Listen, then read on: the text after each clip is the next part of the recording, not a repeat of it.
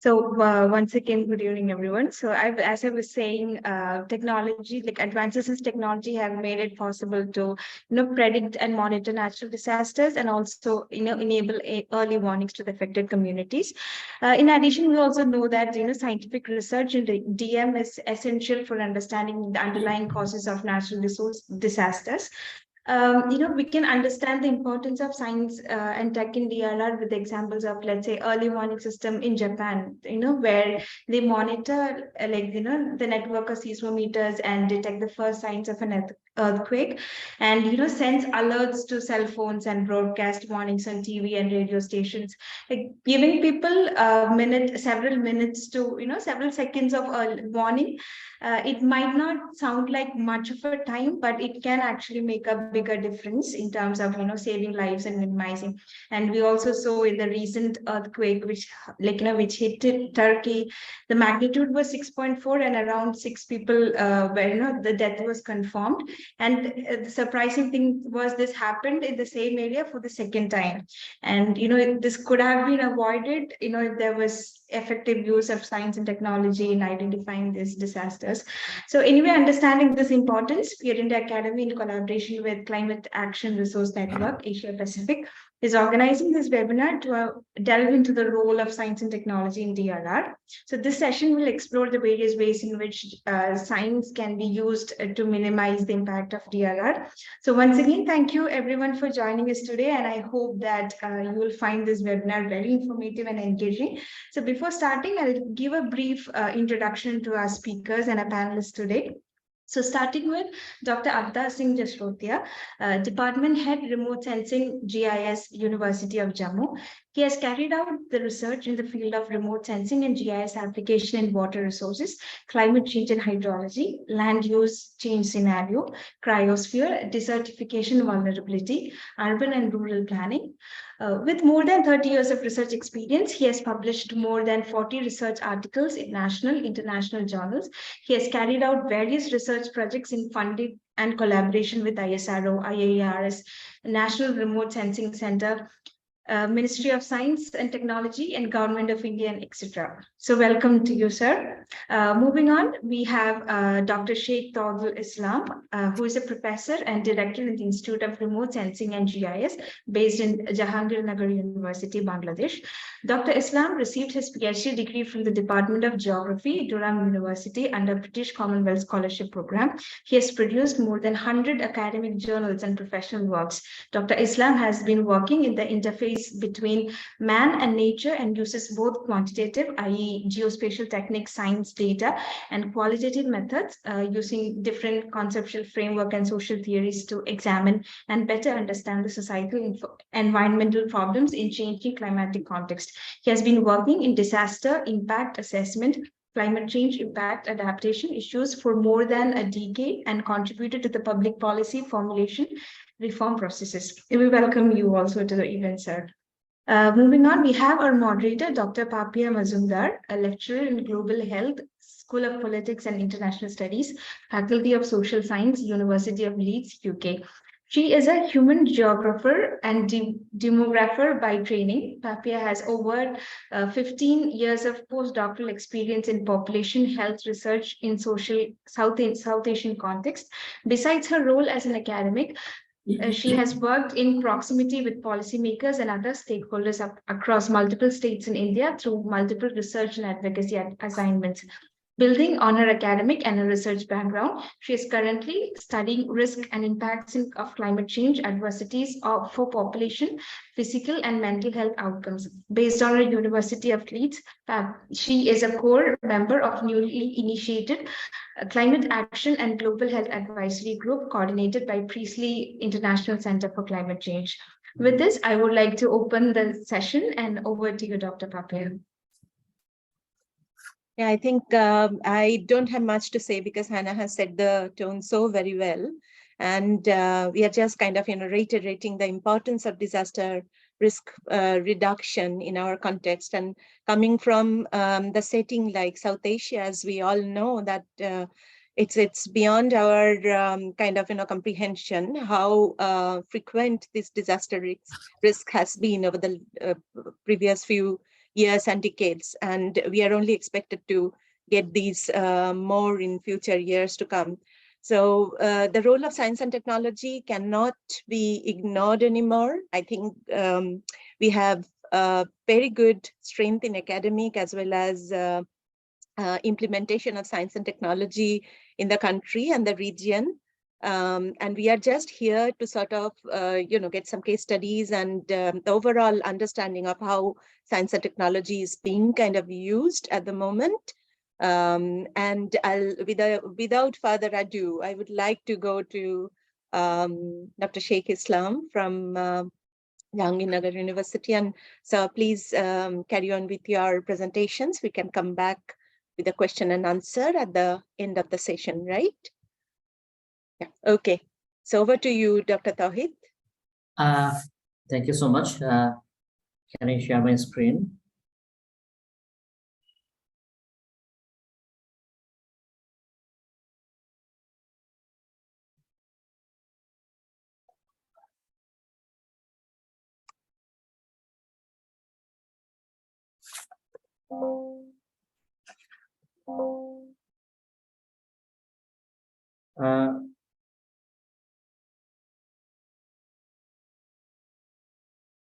Can you see my screen? Yeah, we can. Thank you. Okay. Good morning, ladies and gentlemen. Welcome to my presentation titled The Role of Science and Technology in Disaster Risk Reduction. I'm Sheikh Tawhidul Islam. I'm a professor and a director in the Institute of Remote Sensing and GIS in Jahangirnagar University. This is a public university in Bangladesh. First of all, I would like to give thanks to the organizers. There are two organizers here. One is the Sphere India Academy and Climate Action Resource Network Asia Pacific, and supported by UNICEF, for inviting me in this particular webinar series. And maybe this is the third in the row. Thank you so much. Basically, my presentation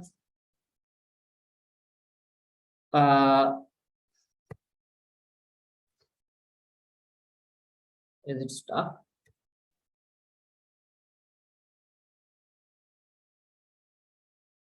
Can you see my second slide, or it is still on the first slide? Yeah, first title slide step. Yeah. All right, it took some time, I think. Okay. Yeah. Now it has come. Now it's okay. Yeah. Okay. Yeah. My slides, presentation slides, I have just grouped all the slides and the discussions into three categories. One is I'll talk a little bit about the disaster risk management or disaster risk reduction issues. Then I'll bring in some of the results that we have been doing in this particular area on these particular subject matters where we used extensively science and technology. And then I'll talk about some of the challenges in using the science and technology in disaster risk management. So can you give me a kind of idea how much time allocated for me? Dr. Hannah, Patil? but sorry, Hannah, is that like 15 minutes? Yes, ma'am, 15 minutes. Yeah. Thank you. Yeah. Okay.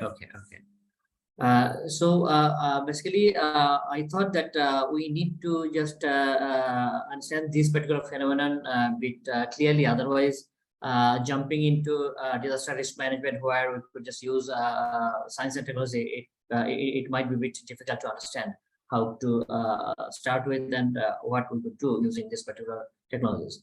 So that's why these are three groups. So if we go to the next slide, it will give us. It is still maybe taking time.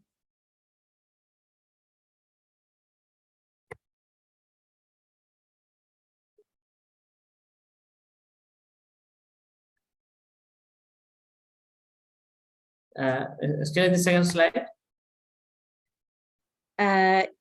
Yes. Yeah. Sorry. Why what happened? I think it's a bit slow network issues, maybe.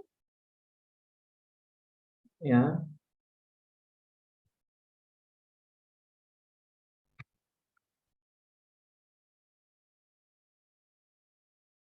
Yeah, in Bangladesh, there was a problem, internet issue, big national issue today happened. Yeah, so I'm just wondering, Hannah, since Professor Islam has already sent his slides, would you be able to share screen and show it to the audience Yes, from your side? Yeah, yeah. yes, I Basically, could. there is Yes, ma'am. Let me try.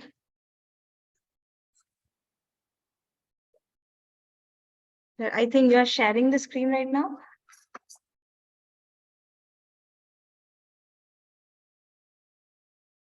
okay. Yeah, yeah, Nidhi.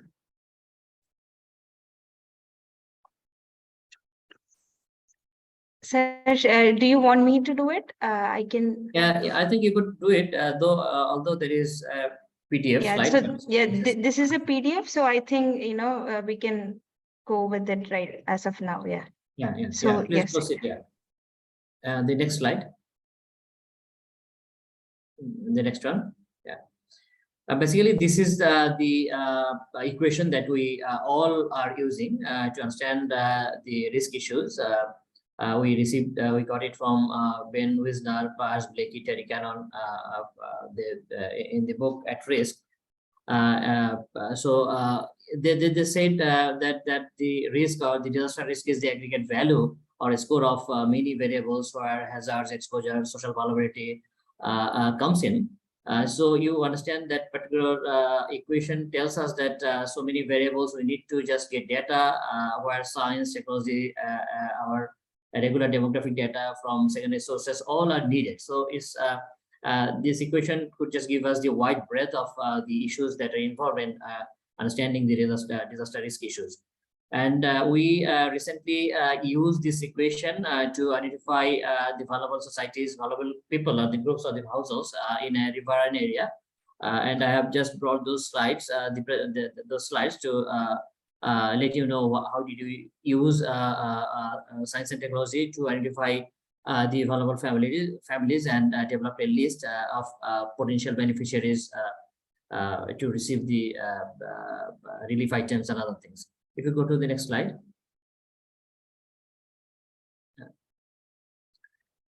This is the list where we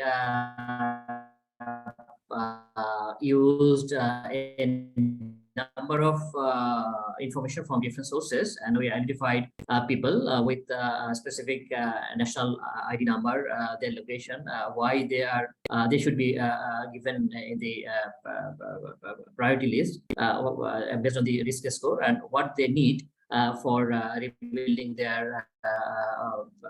the situation. So all these information that we derive from a number of data sources. So if you go to the next slide, next.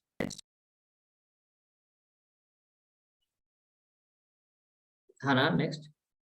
Next, we work in Kurigram. Kurigram is a district located in the northern part of Bangladesh in the Brahmaputra River Basin. Is a flood, last year flood. Next slide.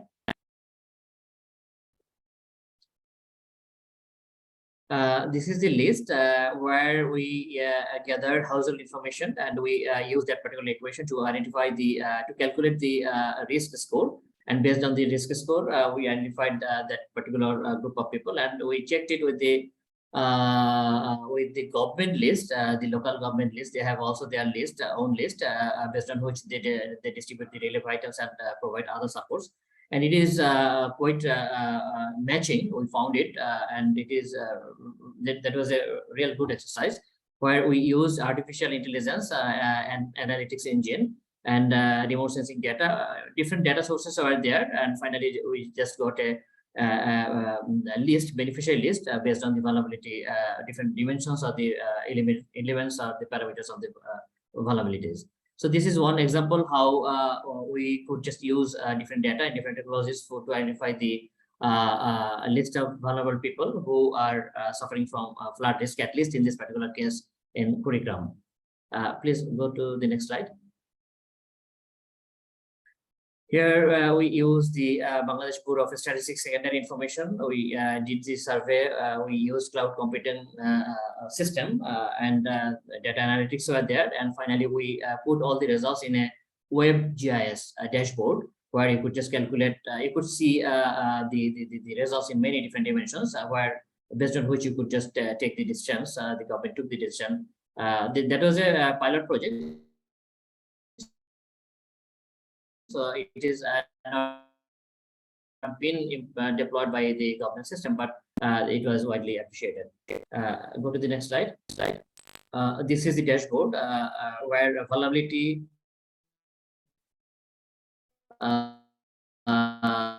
based on basically the human vulnerability, and this is a decision support system developed for the Ministry of Disaster Management and Relief of Bangladesh government. So this is one example that I mentioned. Yeah, next slide. Ms. Hannah. Yeah, we could skip that one. This is a similar thing.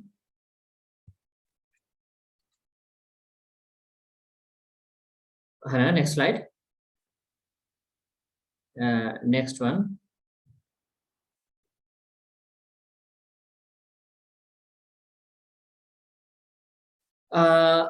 Basically, so that is the wide range of issues I wanted to. I tried to make a kind of make you understand that wide range of issues we need where data and science could just help us.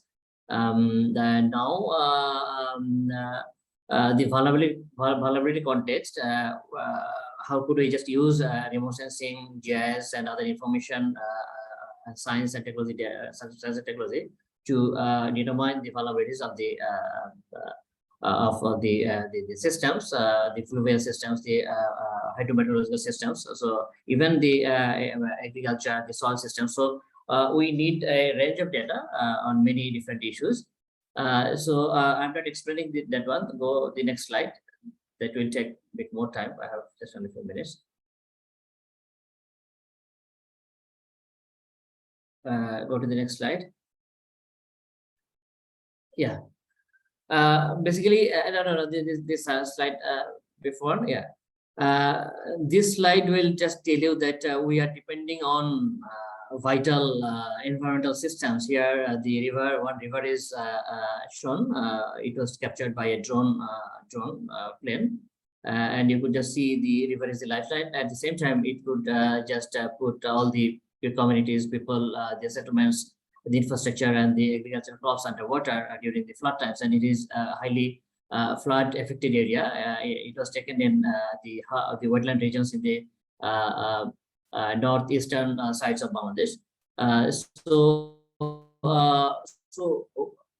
we need to understand the interdependence or interdependence of this using these particular resources for their benefit. So we need data for all those particular things. We need to understand the properties of the soil. We need to understand the availability of water for irrigation purposes. So all this data we need to understand the very processes how people are depending on the natural resources for maintaining their agricultural works, but agricultural production systems based on which their vulnerability or their strength or the resilience will be developed. So this is one photograph that just gives us different dimensions of the information that we need, and where the science and technology could just play very useful roles. Sometimes we don't have information in hand, readily in hand. If I just give you an example that the last river survey data we received from Bangladesh Water Development Board in Bangladesh case in 2011. So there is a thorough survey, and we have more than 400 rivers in the country. But those rivers are receiving huge amount of sediment and water from the upstream areas every year, and the hydraulic properties and the river catchment areas, in many ways it has been changed. So we don't have the updated data, and it is very expensive as well for the government to go for regular updating of the data. And without those data, it is really difficult to identify the vulnerable conditions of the households that you are just looking in this particular photograph. So data are needed, and for updating data, for generating new data, science and technology, which are now very much easily available, and some of the data are freely available at this moment, but those are not happening that much the way we need it. So go to the next slide. This is one example how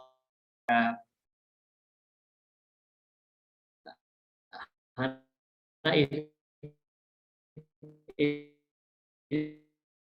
is done. The the continental scale, regional scale, and local scales sources from soil development processes, so many other things. So I'll not just go deep into that particular thing. So please proceed.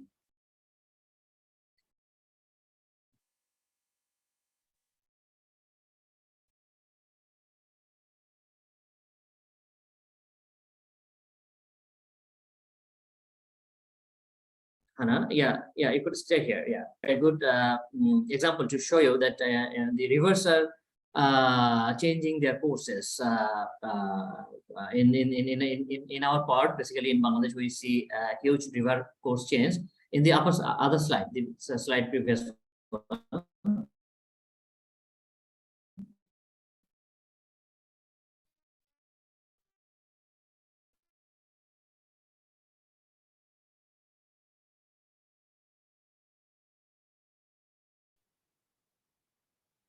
Hannah?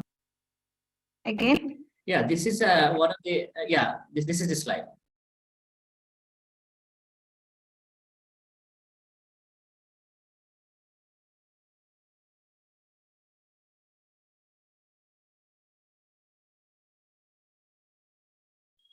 Hannah, the other one, okay.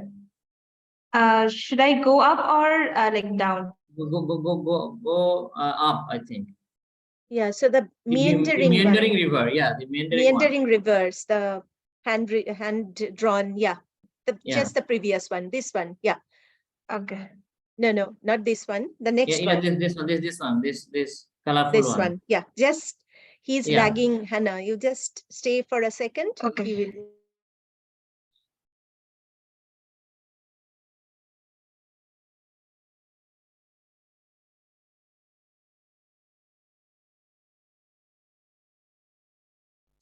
Yeah, basically this is a the river course shift from 1989 to 2020. Just almost, I think, 30 years of time. You will just see how the rapid changes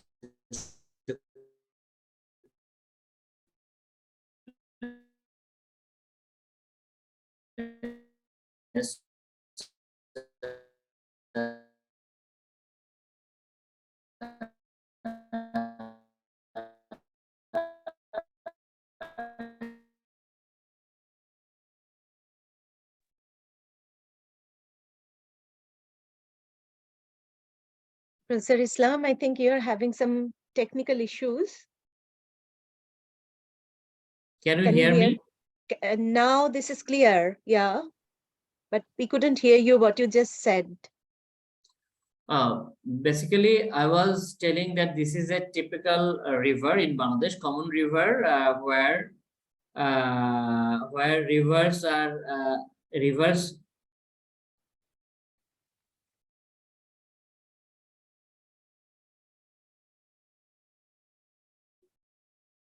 Can you hear me now? Yes, sir, we can hear you. It's just lagging a bit. Basically, we had a great big internet issue today in Bangladesh. It's very unfortunate that I was ready, but the things are not just going well. Yeah, basically, the river catchments, the river alignments are continuously changing in the country, and in other parts of the South Asian country as well. I imagine that this particular change is a common phenomenon, and people just live by these particular rivers, and they every year just lose their settlements, their agricultural crops, and they become the displaced and become poor, come to the urban area. So this is a huge big issue happening in Bangladesh, and without having remote sensing data, without having time series data, without having GNSS data as well. GNSS means I mean GPS data and GIS. It is very difficult to understand the pattern of the river.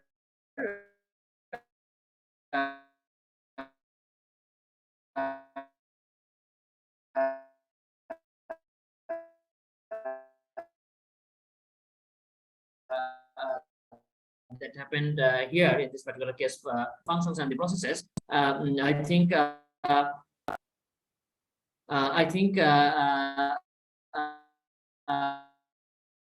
we did, this is one example which people should just do their proactive activities, etc. So go next. I think there are people are just giving comments like they are requesting for these slides. The disruptions are there.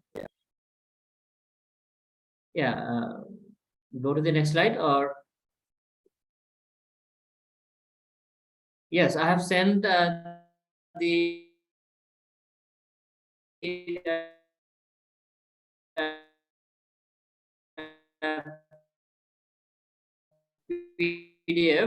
to Hana. Dhaka River. This river name is Buriganga.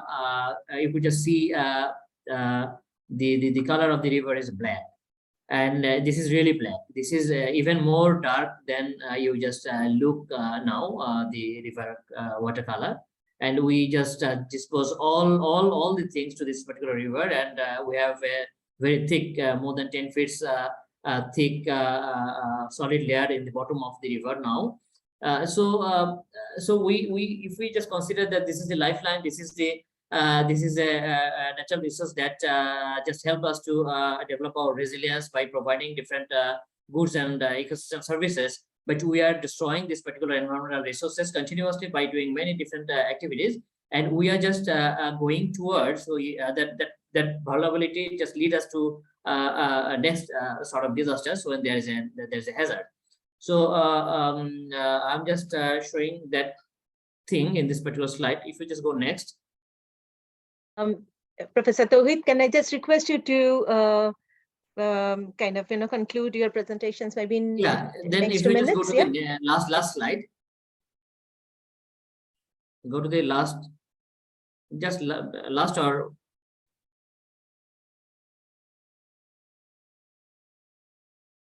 So you want me to go to the last, the 45th slide? Yeah. Okay.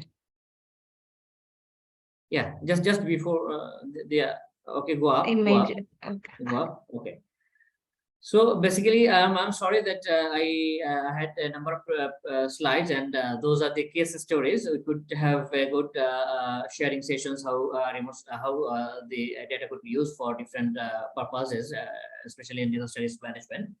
But I was not very successful in doing that. But there are some challenges. I have during my last 20 years of professional career, I have found that there are certain there are many technologies that we could use to take the right decisions and to manage the disaster risks efficiently. But 1, 2, 3, 4, 5. I have just listed at least 5 major challenges. One is the skills gap. We are still having a huge shortage of skills gap to use this particular data. And also skill retention is another major issue. We have qualified people here, and when they got trained or received necessary understanding on the how the data should be used and do the analysis and other things, they get good jobs, and we cannot just hold them. So this is one of the issues where the government should just take some strategy. Then the data, we have data in many systems, but those are not compatible, so you cannot use the data in integrated fashion to make decisions. Number 3 is political commitment is seriously absent in this in the whole regime. That's why our the organizational organogram and the financial resources that are required for updating the machines and procuring all those particular scientific instruments and tools. Sometimes we cannot do that. Data access issues are still complicated in our areas. So this is another issue. And last thing is social engineering. Engineering is missing in the whole spectrum. we have many technologies that came and disappeared. So we did not just able to make sure that those particular technologies just helped us significantly to mitigate those challenges efficiently. So those are 5 challenge areas.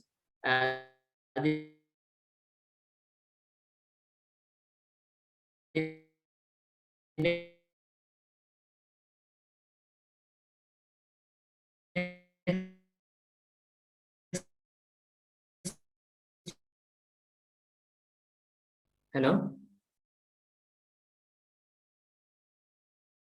I think there is issue with Yeah, this. yeah. See. Mm, I'll stop sharing the screen now.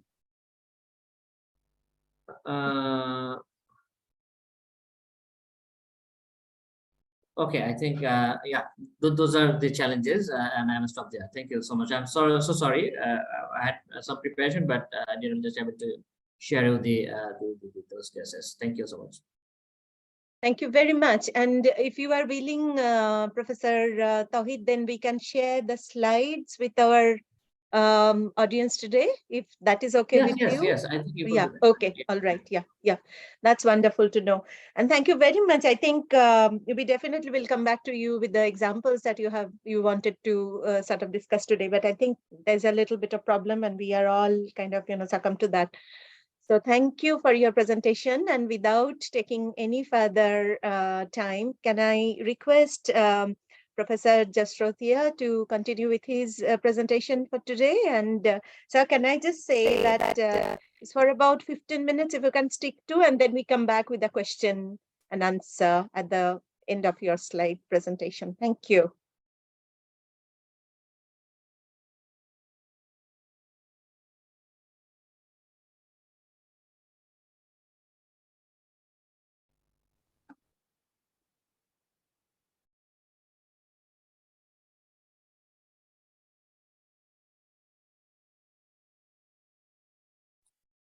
I am audible to everyone. Yeah, you are very much. Yeah. My presentation is visible to everyone. Yes, the title slide. Yes. Okay, no problem. How much time you have? The time slot is lot to. Yes, I think it's that's what I requested, about 15 minutes from now. Okay, no problem. When Yeah. 4 or 5 minutes are remaining left, and you can suppose remind me so Yeah, that sure. you go Okay. fast with that. Yeah. Good afternoon to everybody. Professor Sheikh Islam has given the presentation on the role of science and technology in the flood disaster reduction and management, focus on the flooding part of Bangladesh and adjoining area. I will focus on the part of this landslide, subsidence of land, and earthquake. Nowadays, there is a big alarm in the India is the landsliding and subsidence of land, either in the Uttarakhand, UP state, or in the J&K. So according to that, I focus on only the 2 components of the disaster reduction management in the landsliding and the earthquake. So there is a number of natural disasters: tornado, volcanic earthquake, tsunami, thunderstorm, snowstorm, wind, drought, avalanches, dust storm, fire, forest fire, hailstorm, flood, and so on. I will focus on the part of the were 2, mainly on the flood, the landsliding and the subsidence of land. Now, all of you are aware of this. Nowadays, there's a lot of hue and cry in the India that lot of landsliding is occurring in the area in the Uttarakhand and the J&K simultaneously, the subsidence of land. And that's why the space and disaster management. So first is that the pre-disasters, what are the, before the disaster has occurred, what type of precautionary measures we have to supposed to taken before that is a pre-disaster, and another is the if the luckily that is occurrence, what type of precaution measure post-disaster we have to do. So this is the first we have to done the vulnerability analysis, donation of maps, landsliding, and the flood are the earthquake. The response planning, preparedness, predictions, what are the forecast model mainly we use, and business system we have to support generate. Space technologies can give us a lot of help about this, about the pre-disasters, and then accordingly space technologies also help us the disaster identification areas, immediate response, relief, recoveries, rehabilitation, and impact study is a part of the post-disaster. Now, disaster mitigation and the measures. We have to monitoring the predictions, assessment, disaster assistance, disaster prevention, disaster relief, recovery, rehabilitation, insurance. Now, this is basically is the role of remote sensing. How we monitor which area the landsliding for known area. According to that, we prepare the landslide information maps.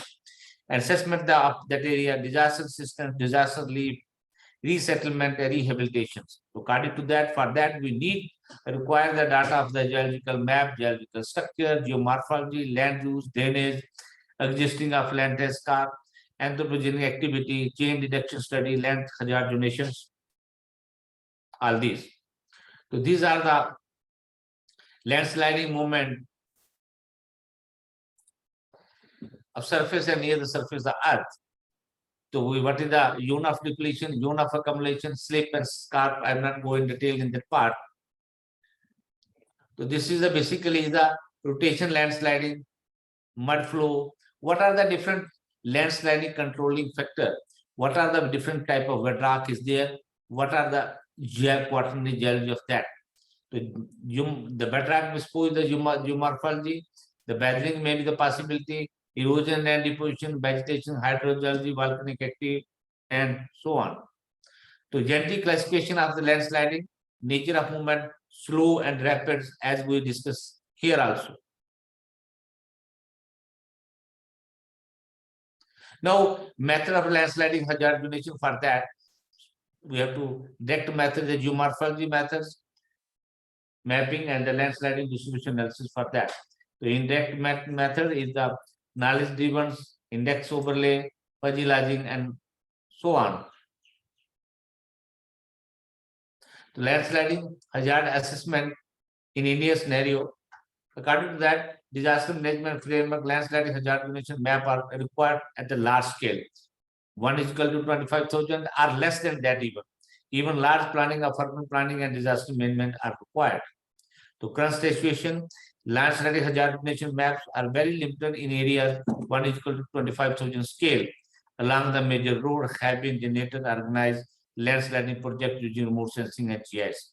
So many more critical areas to be covered under similar program.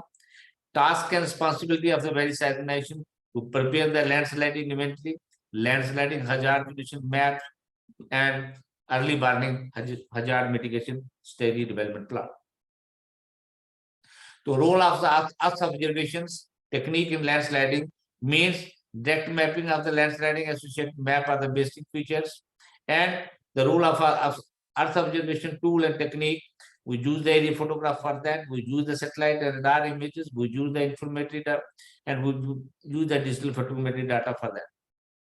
So this is the slamming of the right bank of the potential Ganga area where the landsliding is occurred in that area.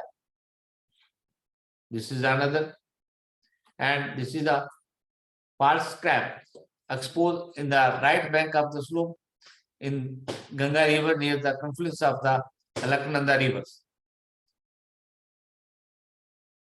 So this is again the listen pass merge data of the particular area where the Alaknanda, where the landslide is occurring in that area. This is again the part of the rotational slide around earthquake induced rock fall at the Gopeshwar, and there is a rotation of landslides. The field view and satellite view of the earthquake induced rock fall around the superficial area. When the earthquake is occurred, there may be the possibility that landslide is occurring in that area. Field and satellite view observational slide. Rock slide at the Hungar village along the River Fall. Now, snapshot view and close view of the rock slide around the area. Rock fall at the Nanprayag. Close view of the rock fall at the Nanprayag area. Though iris list plus pan merge data image around the particular areas. Again, merge data of showing the landslide of that area. So this is the landslide hazard donation map of the Uttarakashi area that is prepared by the under the ISRO project. This is the 1990 RS 1D merge data of FCC. This is a pre-landsliding and this is a post-landsliding map of that area. So this is the hazard donation map of that area and what are the precautionary measures supposed to taken when the landsliding occur in that area. This is the field view. This is the data analysis of landsliding using the GIS, geoenvironmental factor maps, class with landsliding, statistical relation established for each class, and map value were replaced by the statistical value. All map are integrated, then classified into hazard classes. Then classified map is class with landsliding map. Result validation for the success rate and prediction rates. So what are the different data is used for that? This basically study is carried out by the IRS in the ISRO project. They have taken use the data of the IRS 1D list 3 and pan merge data. This is the base map. One is equal to 25,000. What are the published geological map by the GSI and other organization? Field data of every possibility 20 to 250 meter grades. Expected result is the landsliding hazard donation map and landsliding hazard mitigation and management plan according to that different plane. These are the methodology that different geological parameter is required to prepare the land hazard donation map of that area. And ultimately, when you prepare the land hazard donation map, you have to field investigation, field check, verification, and interpret map for the collection of relevant data. And then yes, data generation, data integration with the different methods. Now, this is the map of the India, and this is the Himachal Pradesh.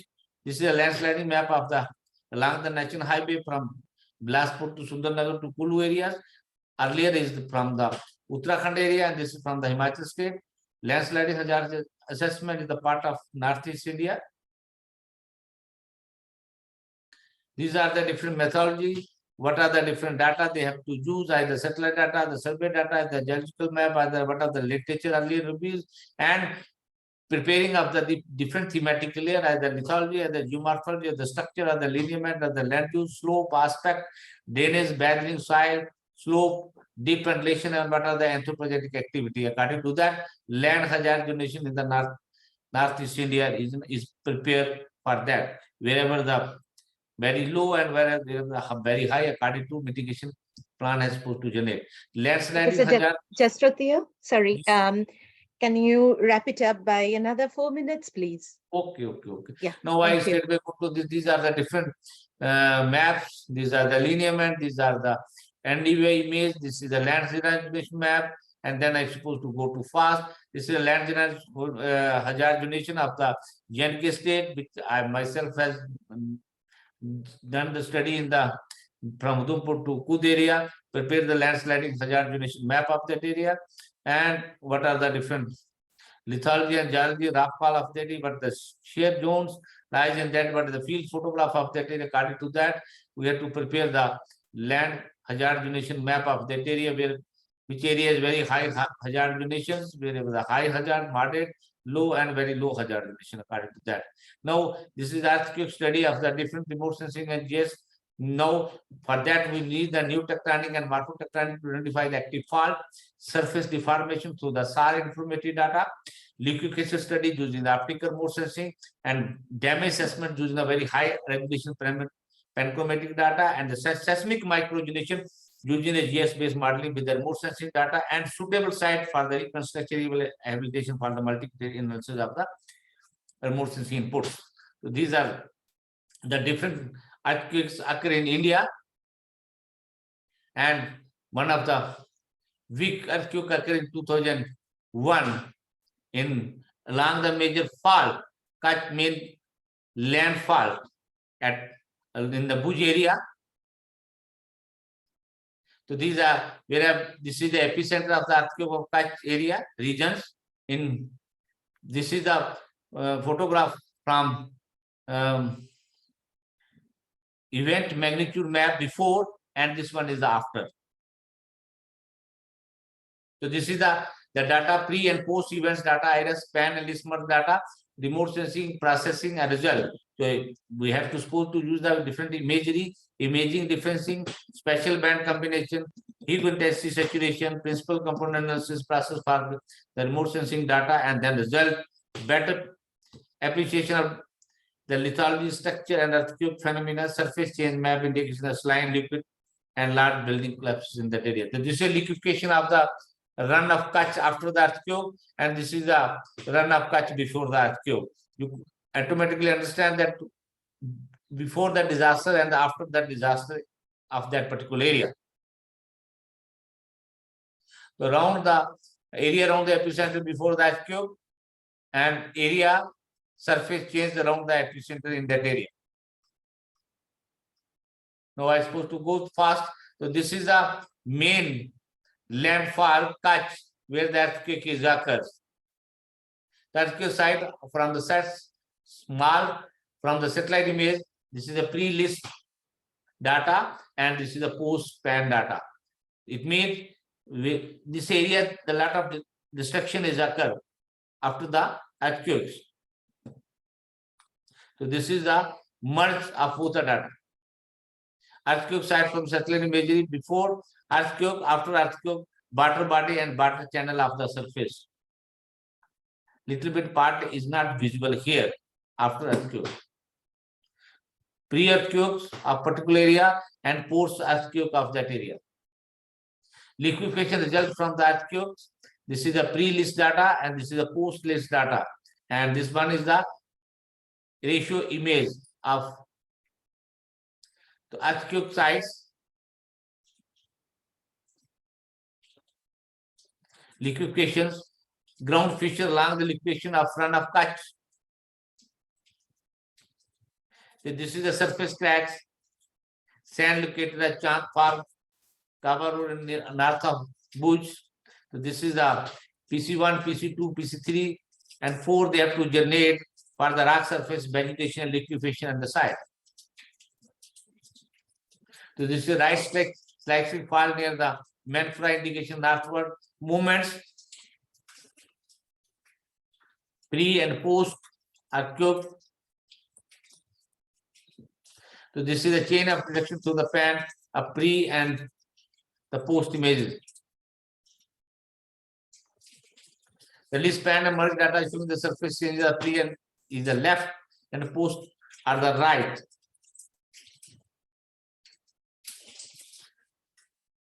So this is under before and this is after. Sir, can I request you to conclude? Okay. Now I conclude this. This is the active seismic and passive micrometers study which we have done in the microgeneration of the Jammu city, northwestern Himalaya. So these are the different station data we have to collect with this geophysical survey, and this is the liquefaction feature of the 2005 Muzaffarabad Kashmir earthquake and evidence of the paleo earthquake near the Jammu channels. So this one is the map showing the fracture and distribution sand blow in the abundant flood plain of Balwar River Symbol Camp near Jammu, and sand blow and features Salistar at the foot of the Symbol Camp bridge. This is a sand blow 2005 earthquake. Thank you Okay, very thank you. much, Professor Jasratia, I think it's like, it's such a heavy subject for both of you to sort of, get these completed within 10, 20 minutes. It's just absolute injustice. And both of you have done so much of work. You have so many examples to show us that how science and technology have been used in past initiatives of mitigating disaster risk. So I think we are just requesting you to do some impossible things to show us your examples within just 10 to 20 minutes. But anyhow, I think it has been fantastic as of now. And I'm very sure that all our participants today will have some questions. I do have one question. I think it's posted in the meeting chat. And I think Mr. Navneet Singh is asking about whether we are doing anything to sort of get people aware of the situations which kind of, risk which might happen in future or which is likely to happen, because he thinks that we are too unprepared, and he's talking in terms of only, I think, a specific location in Delhi, that region. And do you have any idea? I think it's a question for you, Professor Jasratia, that do you think that any awareness program or any preparedness program is being run in Delhi? Do you think that the preparedness are in position if some earthquake sort of risk happens in future? Do you think that we are prepared to do or mitigate the risk as of now?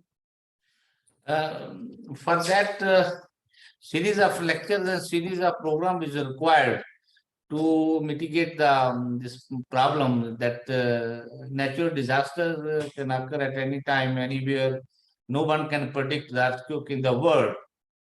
Still, as a geologist, that everyone can give the idea that the earthquake is occurred in this and that area when a lot of disaster has took place. But before that, it is very difficult to predict anything at what time the earthquake may occur. But generally, when we prepare the microgeological map of the different cities, for that we can take the precautionary measure so that much destruction are not supposed to occur. So therefore, that required a series of lectures, series of program is required for that. In India, nowadays, the natural disasters, the subsidence of land and landsliding is a lot of problem nowadays, either in the Uttarakhand or UP or the J&K state. This is the situation is very alarming that people are supposed to shift migrate from their original locations. Earlier is the Joshimath, but now in the Ramban area in the J&K state, and Doda itself is adjustment to the Ramban itself is a big problem that people are, lot of migration is occurring and lot of destruction. There is a big cracks are developed in their houses due to subsidence of land. Earlier there is a man-made problem. Earlier there is a natural problem. But nowadays it is a man-made problem because lot of hydrocarbon project, lot of hydropower dams we have to construct in the Himalaya from Kashmir to Assam. So that is one of the today the land subsidence of landsliding, and the subsidence of land and landsliding has a big problem in the Banal area. That is one of the big tunnel, 7.1 kilometer, 4.4 mile tunnel in that particular area. But that tunnel has diagonally cut this muddy thrust.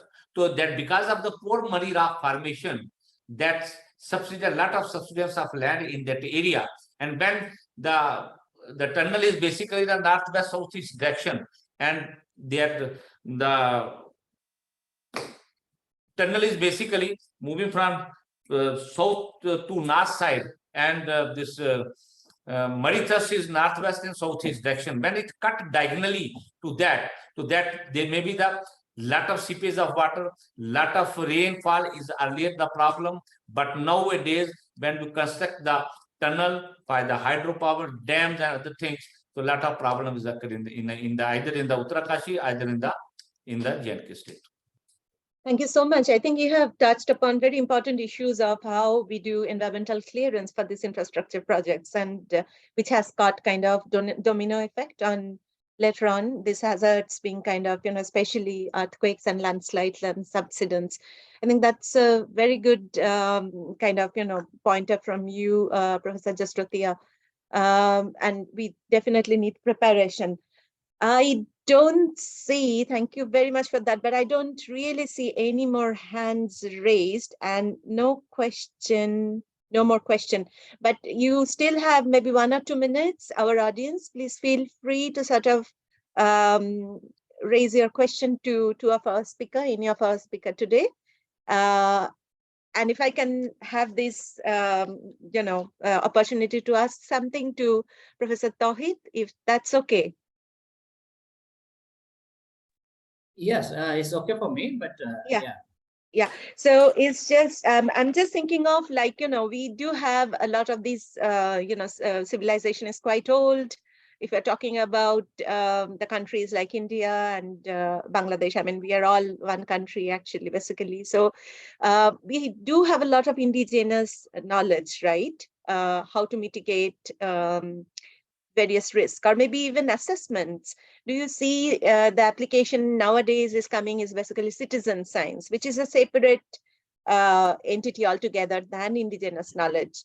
So very briefly, Professor Tauhid, do you see any value of indigenous knowledge in risk mitigation even before the disaster happens, could take some importance in this entire scenario of disaster risk reduction? Thank you. basically, it is. Can you hear me? Yeah. Indigenous knowledge. Yeah, there are knowledge out there with the communities, and in my words, I think you could have. There's a slide, and I may request you to just to share the PPT slides, the PDF one as well, PDF one with everyone, so that at least they could just see what the slides were. In a slide that was developed, where you will just see a kind of schematic diagram of a how in our part, howls are the wetlands. Large water bodies are called howl, and you will see a number of social dimensions, socially embedded knowledge issues were there. The seasons, what they do, the agricultural practice, how do they cope with the situation. Those were there in the infographic. So what I have been doing, I'm a human geographer basically, but I try to extensively use data, the remote sensing data, GIS data, other data, to talk about the problem of the communities. They talk about the conditions of the environment and the natural resources, but I try to use the information. So it's just bridging the two things together: the human geography or human dimensions of the crisis and the physical systems, but data are the bridge to understand better. So yeah, we do citizen science. There are people are now having their internet, mobile phones, and the softwares, the data are easily could be downloaded. They are just developing the OpenStreet, the maps, and there is a humanitarian OpenStreet map system that is supported by UN Spider. When there is a disaster, then UN Spider opens up the data, they process the data, and they facilitate the process so that people could just that particular location. So once those particular maps are ready, then the people from NGO professionals, from government agencies, they could just use the ready prepared map to deploy their services in those particular areas. So these are the citizen science. But traditional knowledge, definitely there is a slide at the bottom, the end of my slides. You could just see that how the local knowledge could be translated into innovations in new ways to just mitigate some of the problems that we have been facing. You will see some interventions, the innovations in those residents in Gobotanga. I went there and I saw a number of very good innovations. Those are very much locally local knowledge based. You will see a number of, I think, 8-9 slides, small photographs are there. You will see how local technologies could be used for giving some of the solutions to certain problems. So yeah, it's there, but we need to just combine science, hard science, with the social science and the local knowledge. Otherwise, many very good scientific innovations might come in, but if that is not in the benefit of the communities, then what's the point of just having those technologies to access to, or to spend on that, spend the resources to that. Thank you so much. Thank you, sir. All right, so I think we are almost to the end of the session, and so we have a little bit overboard on the time too. So since everybody have other plans today, so I think we'll quickly close the meeting. So do we have Mr. Tapas Chowdhury from Science Direct for the vote of thanks?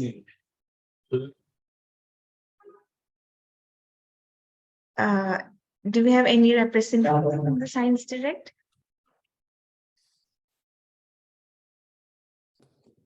Ms. Nandini? Mr. Tapas Chakraborty, maybe. Yeah. Or I know someone, Naim, you are from Science Connect.